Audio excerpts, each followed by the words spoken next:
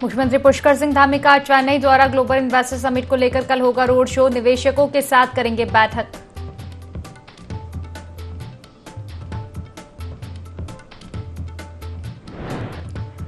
आदि कैलाश यात्रियों को ला रही जीप 500 मीटर गहरी खाई में गिरी। हादसे में 6 लोगों की मौत। हादसे पर सीएम धामी ने जताया शोक।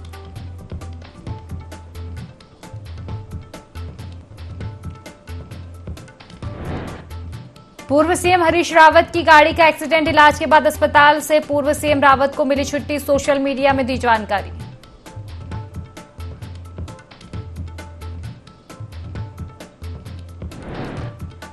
कड़ाके की ठंड में बद्रीनाथ में उमड़ रहे श्रद्धालु। भाजपा राष्ट्रीय सचिव कैलाश विजयवर्गीय ने भी की बद्री विशाल की पूजा। अब तक बद्रीनाथ में 16,44,000 से अधिक श्रद्धालु कर चुके दर्शन।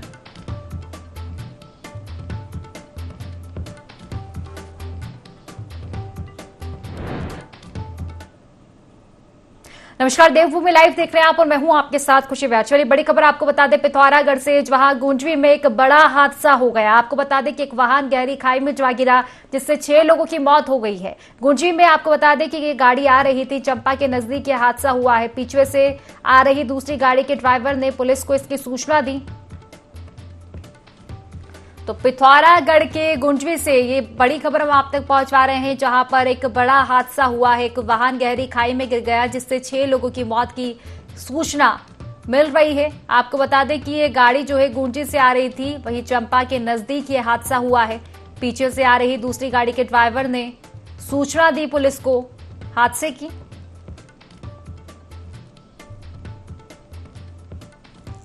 काफी गंभीर ये हादसा रहा। बताया जा रहा है कि गुंजवी से ये आ रही थी गाड़ी, जो कि एक गहरी खाई में जा गिरी।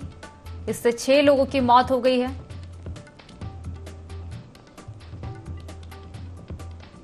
तो देखिए, जाहिर सी बात है, पहाड़ी इलाका है उत्तराखंड, ऐसे में हादसे की संभावनाएं बनी रहती है। पिथौरागढ़ के गुंजी से कुछ वैसी ही खबर सामने आ रही है, जहां पर बड़ा हादसा हुआ है। एक वाहन जो है गहरी खाई में गिर गया, जिससे 6 लोगों की मौत हो गई। बताया जा रहा है कि जो वाहन था गुंजवी से आ रहा था और इसी दरमियान चंपा के पास यह हादसा हुआ है, जिसकी सूचना पीछे से आ रही गाड़ी के ड्राइवर ने दिया है।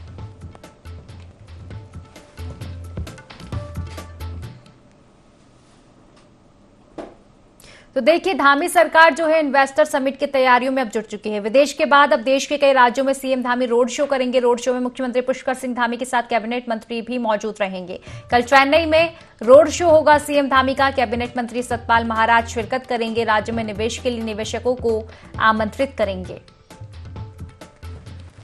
तो इन्वेस्टर समिट जो है अब जल्द ही होने वाला है उत्तराखंड में। इसको लेकर सीएम धामी की अगर हम बात करें, काफी सजग वो नजर आ रहे हैं। काफी सजगता के साथ अगर आप देख पाए तो पहले भी वो विदेशों के दौरे कर चुके हैं और अब विदेशों के बाद देश के कई राज्यों में सीएम धामी के दौरे रहने वाले हैं, कई रोड शो रहने वाले हैं। इसी के चलते मुख्यमंत्री पुष्कर सिंह धामी आज चेन्नई पहुंचेंगे। चेन्नई में उनका रोड शो रहेगा। साथ में कैबिनेट मंत्री भी इस दौरान मौजूद रहेंगे। कैबिनेट मंत्री सतपाल महाराज शिरकत करेंगे। तो राज्य में निवेश के लिए निवेशकों को आमंत्रित किया जाएगा। चलिए विस्तार से चर्चा करेंगे। संवाददाता विनय हमारे साथ सीधा लाइव जुड़ चुके हैं। विनय, देखा जाए जोरों शोरों से इन्वेस्टर समिट की तैयारी, हमने पहले देखा सीएम धामी विदेशों का दौरा कर रहे थे, अब देश के कई राज्यों का दौरा करेंगे।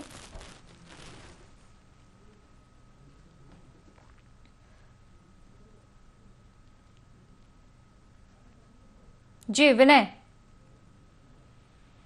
चलिए फिलहाल संपर्क हो नहीं पा रहा है विनय से हमारा। तो देखिए, इन्वेस्टर समिट को लेकर तमाम तैयारियां जो है पूरी कर ली है धामी सरकार ने। हमने देखा था कि सीएम धामी इसके पहले विदेशों के दौरे पर पहुंचे थे और अब वे कई राज्यों के दौरे पर रहने वाले हैं। रोड शो करेंगे, निवेशकों को आमंत्रित करेंगे उत्तराखंड में निवेश करने के लिए। कैबिनेट मंत्री सतपाल महाराज भी इस दौरान मौजूद रहेंगे उनके साथ। दोनों ही कार्यक्रमों में शिरकत करेंगे। चेन्नई पहुंचेंगे, रोड शो करेंगे। तो इन्वेस्टर समिट को लेकर धामी सरकार काफी सजग नजर आते हुए तमाम तैयारियां पूर्ण करती हुई और अब विदेशों के बाद देश के कई राज्यों में सीएम धामी जाएंगे, रोड शो करेंगे और आमंत्रित करेंगे उन लोगों को जो उत्तराखंड में निवेश करें।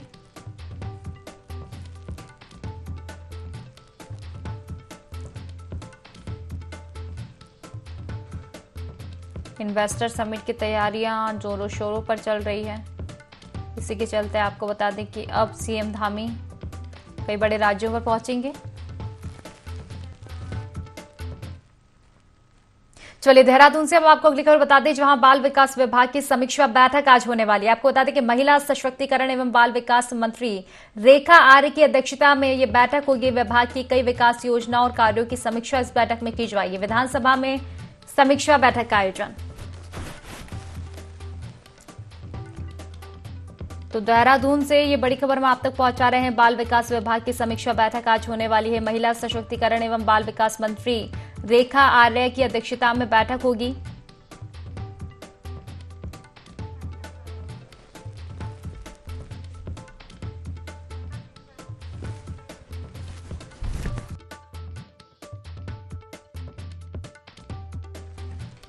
तो देहरादून से एक खबर, जहां बाल विकास विभाग की समीक्षा बैठक आज होने वाली है। महिला सशक्तिकरण एवं बाल विकास मंत्री रेखा आर्य की अध्यक्षता में बैठक होगी। विभाग की कई विकास योजनाओं और कार्यों की समीक्षा इस बैठक में की जाएगी।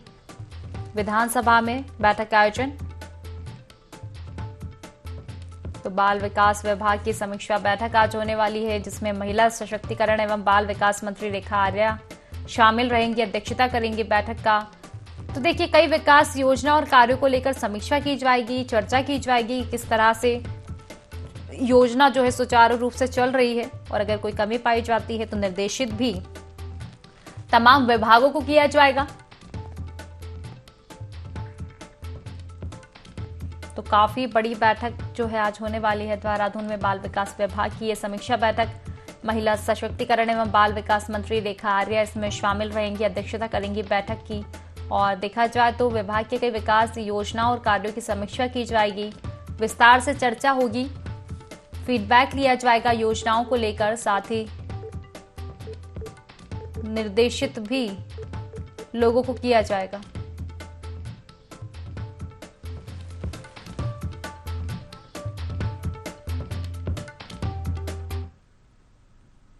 चलिए खबरों में आगे बढ़ेंगे, जहां भाजपा महिला मोर्चा ने नारी शक्ति बंधन अधिनियम पारित होने पर प्रधानमंत्री नरेंद्र मोदी का आभार व्यक्त किया, और साथ ही करवा चौथ कार्यक्रम आयोजित किया गया, जिसमें विभिन्न रंगारंग कार्यक्रम प्रस्तुत किए गए।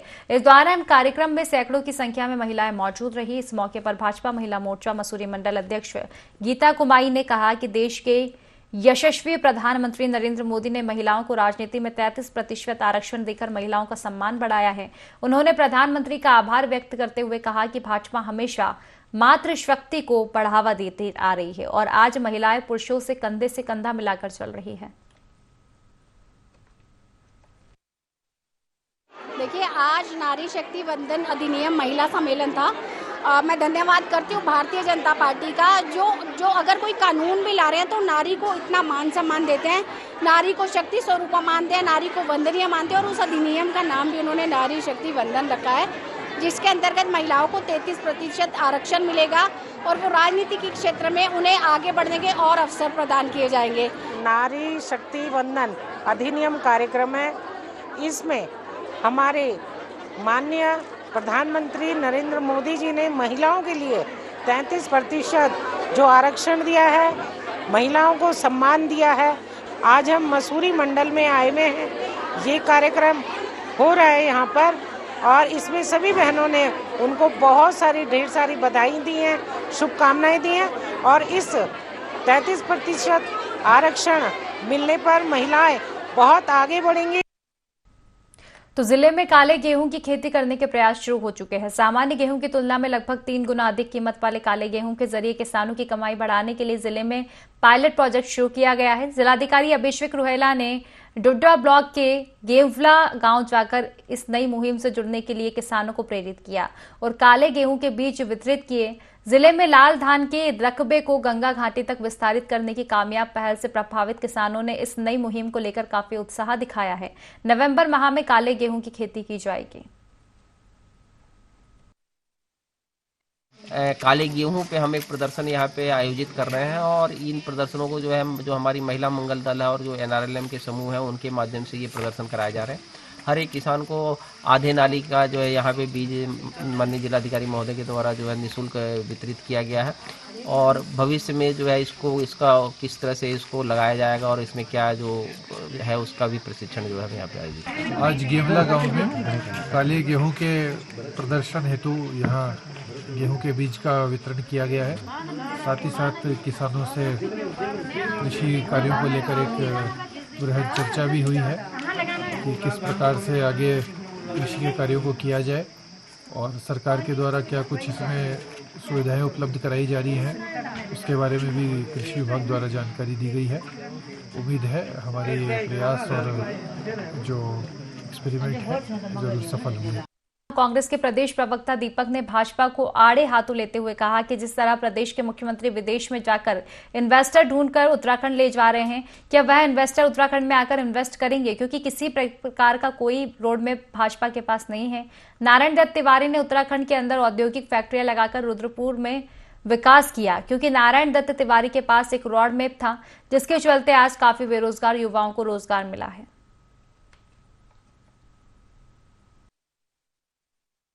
मुझे ही क्या संशय है, खुद मुख्यमंत्री जी को भी संशय है। जो जितने उनको प्रस्ताव मिले हैं वो जमीन पे उतार पाना, वो खुद ही कह रहे हैं कि ये बहुत बड़ा मुश्किल काम है। जब उनको ही विश्वास नहीं है तो जो उद्योगपति जो प्रस्ताव लेके आए हैं तो वो कैसे विश्वास करेंगे? जब स्वर्गीय नारायण दत्त तिवारी जी ने उद्योगों को आमंत्रित किया था यहाँ सिडकुल के अंतर्गत 1000 से अधिक उद्योग यहाँ पर स्थापित हुए, तो उन्होंने तिवारी जी पर विश्वास व्यक्त किया। तिवारी जी के पास एक रोड मैप था, एक ब्लूप्रिंट था और इन्वेस्टर्स ने उस पर भरोसा किया और इन्वेस्ट किया। लेकिन मुख्यमंत्री जी तो खुद ही संशय है कि इसको धरातल पर उतारना मुश्किल है, क्योंकि उनका तैयारी नहीं है। उत्तरकाशी में मजदूर श्रम विभाग के खिलाफ 48 दिन से धरना प्रदर्शन कर रहे हैं। इस दौरान उन्होंने श्रम आयुक्त का पुतला भी जलाया। दरअसल श्रमिकों का आरोप है कि पिछले 2 सालों से श्रम विभाग की ओर से मिलने वाला अनुदान मजदूरों को नहीं मिल पा रहा है। श्रम विभाग की ओर से रजिस्टर्ड श्रमिकों को बच्चों की शिक्षा, महिला मजदूरों को डिलीवरी के समय एवं मजदूरों की बेटी के विवाह, मजदूरों की मौत पर अनुदान दिया जाता है, जो पिछले 2 सालों से मजदूर को नहीं मिल पाया है, जिससे वह काफी परेशान है।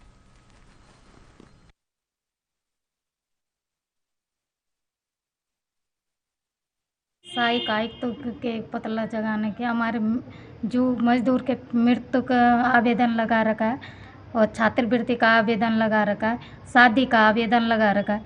हमारे जो आयुक्त है हमारी कोई सुनाई नहीं कर रहे और इसी के कारण से हमने पुतला जगाया उनका कि हमारी कोई सुनाई करेंगे। सर उनका तो न तो हम लोगों का कोई फ़ोन उठाते हैं, न कोई उनका कोई आश्वासन आ रहा है। ये हमारे श्रम आयुक्त रिस्क केस में बैठते हैं, करीब 2-2.5 साल हो गए और मृत्यु हेतु सब फैले जो वहाँ पे अटका रखी है। आज हमारा जो धरने का 48वां दिन है और आज से जो हमारा जो 2-2 आदमी जो कर्मिक अनशन में बैठेंगे। आज जो हमारे साथ जो अभी लक्ष्मा देवी हैं, सकू देवी हैं, आज के ये हैं और कल शाम से इन्होंने खाना नहीं खाया है और कल सुबह तक जो 10 बजे के बाद ही ये खाना खाएंगे। खानपुर रेंज के गांव नोगरा ग्रंट गांव में खड़े गन्ने की फसल को जंगली हाथियों ने रौंद कर तहस नहस कर दिया, जिसके बाद स्थानीयों ने इसकी जानकारी वन विभाग और उच्च अधिकारियों को दी, लेकिन सूचना के बाद भी कोई अधिकारी नहीं पहुंचे, जिस वजह से ग्रामीणों में काफी आक्रोश है। ग्रामीणों का कहना है कि पिछले कई सालों से जंगली जानवर फसलों को बर्बाद कर रहे हैं, लेकिन कोई भी अधिकारी इस ओर ध्यान नहीं दे रहा है, जिससे परेशान होकर ग्रामीणों ने चेतावनी देते हुए कहा कि अगर जल्द ही संबंधित अधिकारियों ने इस ओर ध्यान नहीं दिया तो मजबूरन आंदोलन उनको करना पड़ेगा।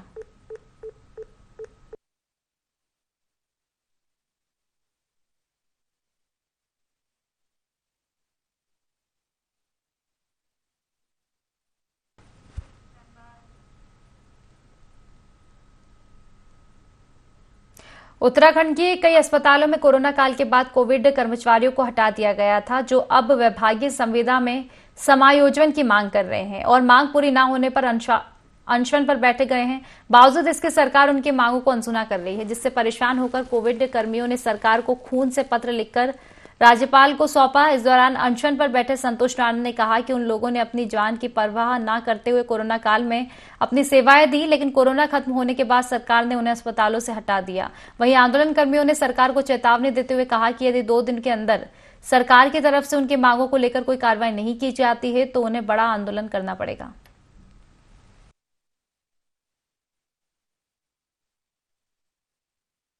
हमारी एक गवर्नमेंट से एक जायज मांग थी। जब हमने 3 साल सरकार के साथ काम कर दिया, सरकार के कंधे से कंधे मिला के काम कर दिया उस दौर पे, जबकि अपने अपनों को नहीं देख पा रहा था। आज गवर्नमेंट हमें छोड़ने के एक बात देखने तक के लिए मौन बैठी है, हमारे लिए न सोच रही है हमारे बारे में, न सुन रही है। पहले बोलते थे कि कर रहा हूँ, 109 दिन यहाँ पे धरने को हो गया, 80 दिन हमारे भूख हड़ताल को हो गया सर। जब कहीं से काम नहीं बना, कहीं से गवर्नमेंट हमारे बारे में सोच नहीं रही, तो आज हमने प्रदेश के मुहिम राज्यपाल जी को ये लेटर लिखा है। हाँ, खून के इच्छा मृत्यु। त्योहारी सीजन शुरू होने से ट्रैफिक पुलिस को भी चुनौतियों का सामना करना पड़ रहा है। ज्यादातर बाजारों में पार्किंग की व्यवस्था न होने से सड़कों पर दबाव अत्यधिक देखने को मिलता है। इससे बचने के लिए अस्थायी व्यवस्थाओं पर नजर रखी जा रही है। बाजारों के आसपास के स्थानों और मैदानों को अस्थायी पार्किंग के तौर पर चुना जा रहा है ताकि खरीदारी के दिनों में सड़कों पर अत्यधिक दबाव न बढ़े। एसएसपी देहरादून अजय सिंह ने बताया कि त्योहार के सीजन में ट्रैफिक की थोड़ी दिक्कत आएगी क्योंकि स्मार्ट सिटी और अन्य प्रोजेक्ट का काम अभी लगातार जारी है। इसी को देखते हुए पुलिस ने सभी विभागों से मीटिंग की है और पार्किंग की व्यवस्था की जा रही है। त्योहार के सीज़न में जिस तरह से अभी व्यवस्था है उसको देखते हुए लगता है कि कहीं ना कहीं थोड़ी ट्रैफिक को लेकर दिक्कत आएगी।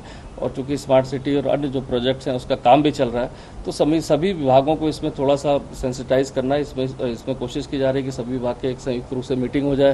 त्यौहार सीजन में कुछ एक्स्ट्रा पार्किंग की जगह हमारे जो लोग हैं उनको मिल जाए, तो उसके लिए भी ट्रैफिक को बताया कि कैसे जो अभी आने वाले त्यौहार सीजन में कोई एक्स्ट्रा पार्किंग की व्यवस्था कर ली जाए। कुछ वेडिंग पॉइंट्स हैं उनसे भी बात कर ली जाए। ऐसे हमारे कुछ बैंक्स भी हैं रोड्स के किनारे जो 2 बजे के बाद खाली रहते हैं, तो उनसे भी बात कर ली जाए जिससे कि कुछ ना कुछ हमें यातायात में लोगों को सुविधा हो जाए। इसमें संबंधित जो और भी विभाग हैं कोशिश की जा रही है कि उनके साथ भी एक बैठक करके कोई समुचित समाधान निकाला जाए कि त्यौहारी सीजन में बहुत ज़्यादा दिक्कत हमारे जो है लोग जो बाजार में आते हैं उनको दिक्कत ना हो।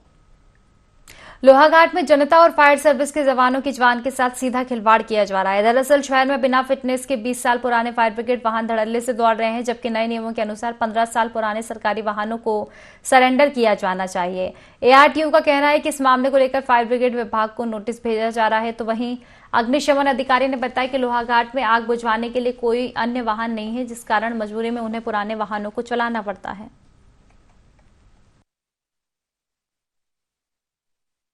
फायर स्टेशन लोहाघाट में 2 टेंडर हैं, एक वाटर टेंडर, एक फोम टेंडर, बड़ा वाहन है।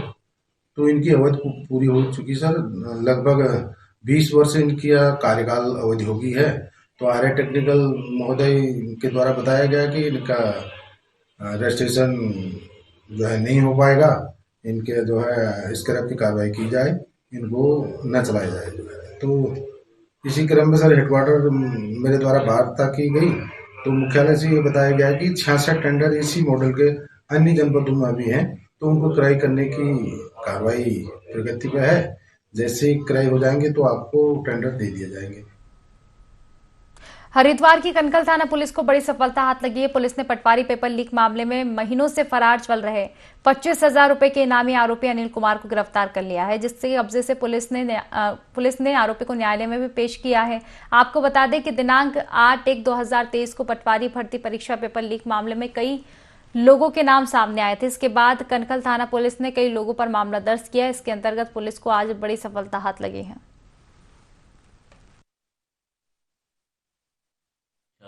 जो घोटाला हुआ था उसका जो एक मुख्य आरोपी अनिल कुमार और अनिल ओजस्वी, जो 25,000 का हमारा इनामी भी था, उसको कल कनखल पुलिस और एसओजी के संयुक्त अभियान से पकड़ा गया है। और इस पे इन मुकदमों के अलावा गैंगस्टर एक्ट में भी कार्रवाई लंबित चल रही थी और इसकी पुलिस को लगातार तलाश थी। ये लगातार अपने ठिकाने बदल रहा था। कल इसको पकड़ा जा चुका।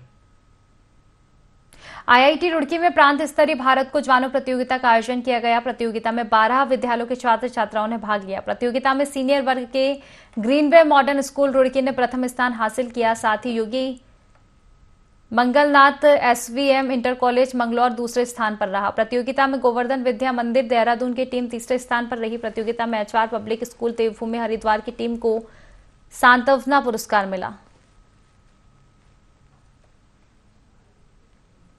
आप जानते हैं और ये सर्वविदित है कि भारत विकास परिषद एक राष्ट्रीय संगठन है जो पूरे देश भर में संस्कार और सेवा कार्यों से हम समाज सेवा करते आए हैं और हमारे ऐसे बहुत से महत्वपूर्ण प्रकल्प हैं, जैसे कि आज जो हमारा ये कार्यक्रम हुआ है भारत को जानो प्रतियोगिता, ये 4 स्तरों में होता है। शाखा स्तर आज हुआ है, दूसरे नंबर का प्रांतीय स्तर, और जो विजेता टीम जाएगी वो क्षेत्रीय स्तर पर और फिर राष्ट्रीय स्तर पर। इसी तरह के हमारे और बहुत सारे प्रकल्प हैं। देखिए, ये कार्यक्रम करा के, ये प्रतियोगिता करा के हमें सिर्फ प्रसन्नता नहीं होती, हमें गर्व का अनुभव होता है कि हम बच्चों के अंदर अपने भारत की जो जितनी संस्कृति है, हमारा धर्म है, हमारे खेल कूद है, इतिहास है, भूगोल है, हमारा राजनीतिक क्षेत्र है, इन सब की जानकारी इस पुस्तक के माध्यम से बच्चों को दी जाती है। और भारत विकास परिषद द्वारा ही इस पुस्तक को बनाया गया है और बड़ी छाट के इसमें विषय लिए गए हैं, यानी कि भारतवर्ष का जितना भी इतिहास है या फिर ओवरऑल जो भी विषय भारत के हैं हमारे, उन सबको इसमें संजोया गया है। और इस प्रतियोगिता का उद्देश्य भी यही रहता है कि हम अपने जो देश के बच्चे हैं, छात्र छात्राएं हैं, उन्हें अपने देश के विषय में संपूर्ण जानकारी हो, पूरा ज्ञान हो, और इसीलिए ये प्रतियोगिता प्रतिवर्ष कराई जाती है। ये भारत विकास परिषद का एक संस्कार के तहत बहुत ही महत्वपूर्ण कार्यक्रम है, जिससे कि भारत के बारे में सभी प्रतिभागियों को जानकारी मिली। उससे पहले मैं ये बताना चाहूँगा कि इसकी एक लिखित परीक्षा इस बार की गई थी उत्तराखंड प्रांत में, जिसको OMR शीट के द्वारा किया गया था। उसमें 12,000 बच्चों का रजिस्ट्रेशन हुआ था, जिसमें से 10,000 बच्चों ने इसमें प्रतिभाग किया। 18 शाखाएं हैं इस प्रांत में, उसमें से 121 स्कूल के बच्चों ने पार्टिसिपेट किया। इस तरह से ये प्रतियोगिता संपन्न कराई गई और इसका उद्देश्य ये है कि हमारे जो बच्चे हैं, जो आज की पीढ़ी के, जो आने वाली पीढ़ी के नायक हैं, उनको भारत के बारे में हम जानकारी दे सकें, जो हमारा हजारों वर्ष पुराना इतिहास है, सभ्यता है, स्वतंत्रता सेनानी रहे हैं, ये जो आजकल जो हमारे लीडर हैं हर फील्ड में, चाहे वो फिल्म का क्षेत्र हो, चाहे वो खेल का क्षेत्र हो, चाहे वो राजनीति का क्षेत्र हो, चाहे वो स्पेस का क्षेत्र हो, या और जो भी इस तरह की घटनाएं हमारी हैं, उनके बारे में जानकारी इसके माध्यम से दी जाए। उत्तराखंड में स्वास्थ्य सेवाओं को बेहतर बनाने के लिए सरकार सकारात्मक पहल कर रही है। इसी के तहत अब प्रदेश में 300 डॉक्टरों की नियुक्ति जल्द की जाएगी। साथ ही 3,000 नर्सों की भर्ती और चतुर्थ श्रेणी में 1,000 कर्मचारियों की नियुक्ति भी जल्द की जाएगी, जिससे प्रदेश के सभी क्षेत्रों में स्वास्थ्य सेवाएं बेहतर बन सके। स्वास्थ्य मंत्री डॉक्टर धन सिंह रावत ने बताया कि स्पेशलिस्ट डॉक्टर भी अभी कमी है, डॉक्टरों की कभी कमी है और उससे कमी को दूर करने के प्रयास भी लगातार किए जा रहे हैं। इसके साथ ही जो स्पेशलिस्ट डॉक्टर हैं, उनके रिटायरमेंट की आयु भी 60 वर्ष से बढ़ाकर अब 65 वर्ष की जा रही है। अब डॉक्टर हमारे पास सरप्लस हो गए हैं और अभी हम लगभग 300 डॉक्टरों की नियुक्तियां और करने जा रहे हैं, लेकिन अभी स्पेशलिस्ट डॉक्टरों की हमारे प्रदेश में कमी है। इसके लिए भी हमने एक योजना बना रखी है। एक तो स्पेशलिस्ट डॉक्टरों का अलग कैडर बना रहे हैं, जो 60 साल में रिटायर्ड हो जाते हैं, उनको अब हम 65 साल करने जा रहे हैं, ताकि स्पेशलिस्ट डॉक्टरों की कमी दूर हो जाए। तीसरा यह है कि हर व्यक्ति को आयुष्मान कार्ड बनाने के लिए हमने कहा है कि ताकि 5 लाख रुपए तक उसका इलाज फ्री हो जाए। और अभी 3,000 नर्सों की हम नियुक्तियाँ करने जा रहे हैं। अभी हम 1,000 एएनएमओ की नियुक्ति कर चुके हैं, एएनएम लोगों की, और 2,500 हम चतुर्थ श्रेणी के कर्मचारियों की भी नियुक्ति करने जा रहे हैं। तो फिलहाल की खास खबरों में बस इतना ही। आप बने रहिए IND 24 के साथ। नमस्कार।